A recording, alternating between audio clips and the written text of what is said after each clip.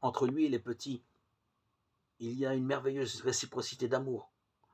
Comme le publicain de la parabole, ils n'ont en effet qu'une parole. Et pitié du pécheur que je suis. Et cette parole les saisit tout entiers et les transfigure, Luc 18, 13. Ils crient leur détresse et il les écoute. Si tu le veux, tu peux me guérir, Luc 5, 12, Matthieu 8, 2. Ils ne se laissent pas déconcerter par ces apparents refus, car l'intuition de leur cœur les conduit au-delà des apparences. Il ne sied pas de prendre le pain des enfants pour le jeter aux petits chiens. De grâce, Seigneur, reprit-elle.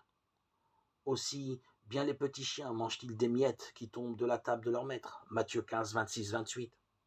La Cananéenne a compris que cette dureté apparente était le signe d'un amour qui appelle à aller toujours plus loin. Eux qui se sont laissés baptiser par Jean-Baptiste, à la différence des pharisiens qui ont rendu vain le dessein de Dieu. Luc 7, 30.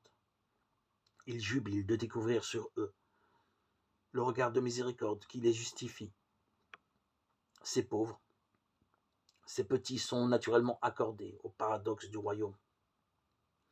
En raison de la disponibilité radicale qui les ouvre au mystère de Dieu. Ils n'ont pas de plan préfabriqué. Ce sont des enfants qui écoutent, dans la simplicité de leur cœur, ce que leur dit le Père des cieux, et qui leur donne raison. Luc 7, 37. De tout leur être, ils accueillent ce Jésus qui leur ressemble.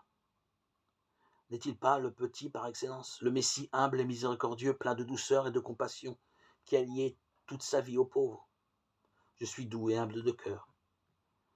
Matthieu 11, 29.